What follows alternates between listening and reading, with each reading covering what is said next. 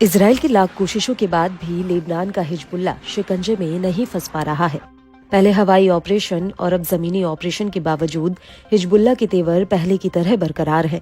अपने शीर्ष नेताओं के मारे जाने के बाद भी हिजबुल्ला लड़ाके बेतहाशा इजराइल पर हमलावर हैं। अपने एडवांस हथियारों के दम पर हिजबुल्ला इजराइल को कड़ी टक्कर दे रहा है। हिजबुल्ला के घातक ड्रोन और मिसाइल रॉकेटों ने इजराइल के सबसे सुरक्षित माने जाने वाले एयर डिफेंस सिस्टम की भी काट निकाल ली है। एक बार फिर लेबनान के प्रतिरोध ने इजरायली बलों की साख पर सवालिया निशान उठाए। समूह ने बताया कि लड़ाकों ने दक्षिणी लेबनान के एक फ्लैश पॉइंट शहर में हमलावर इजरायली सैनिकों पर 7 हमले किए। हिजबुल्ला ने अपने हमलों की जानकारी देते हुए बताया कि उसने नबातीह प्रांत के एक बड़े शहर खियम के पास इजरायली बलों पर हमले किए। हमलों से पहले लेबनान की नेशनल न्यूज एजेंसी ने बताया था कि इजरायली सेना शहर में घुसपैठ के दौरान घरों और आवासीय इमारतों को उड़ा रही है।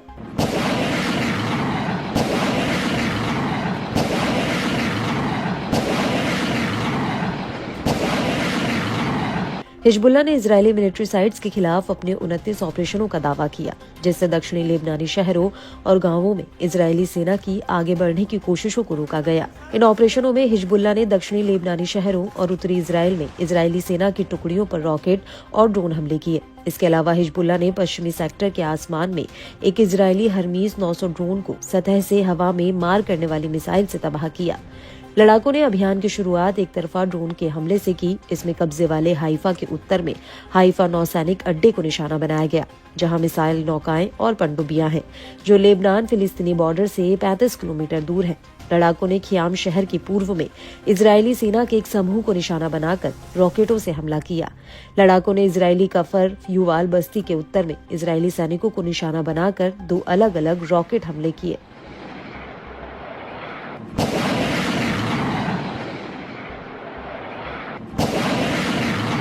लड़ाकू विमानों ने पहली बार लेबनान फिलिस्तीनी सीमा से 150 किलोमीटर दूर हदजोर एयरबेस को निशाना बनाया, जहां टोही और लड़ाकू स्क्वाड्रनों वाला एक प्रमुख वायु विंग तैनात बताया जाता है।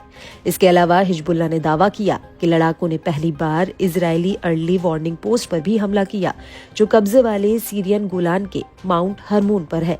लड़ाकों ने रॉकेट की बौछार से अक्का शहर के उत्तर में गोलानी ब्रिगेड के एडमिनिस्ट्रेटिव हेडक्वार्टर को निशाना बनाया। लड़ाकों ने एक के बाद एक कुल 10 बार खियाम के पूर्व में इजरायली सेना के एक समूह को रॉकेटों की बौछार से निशाना बना डाला। लड़ाकों ने मेतुल्ला बस्ती में तैनात इजरायली सेना को टारगेट कर रॉकेट से हमला किया। लड़ाकू विमानों ने इन जैतिम बेस पर भी इजरायली फौज पर रॉकेटों की बौछार की। अलमनारा बस्ती में इजरायली सैनिकों की टुकड़ी को निशाना बनाया। इसके अलावा तायर हरफा कस्बे में इजरायली सेना के साथ सीधा संघर्ष हुआ। बताया जाता है कि लड़ाकों ने तायर हरफा शहर के पश्चिमी हिस्से के एक घर में इजरायली सेना की घुसपैठ पर नजर रखी, जहां एक बख्तरबंद वाहन को नष्ट कर डाला। मध्यम दूरी के मशीन गनों और कई घातक हथियारों का इस्तेमाल किया, जिससे इमारत के कुछ हिस्से इजरायली बलों पर गिरे। इस बीच न्यूयॉर्क टाइम्स की रिपोर्ट ने बड़ा दावा किया है। अमेरिकी अधिकारियों के हवाले से बताया गया कि इजराइल हिजबुल्ला के कम दूरी के रॉकेट को काबू नहीं कर पा रहा। इजराइल का एयर डिफेंस सिस्टम हिजबुल्ला के हमलों के सामने विफल रहा है।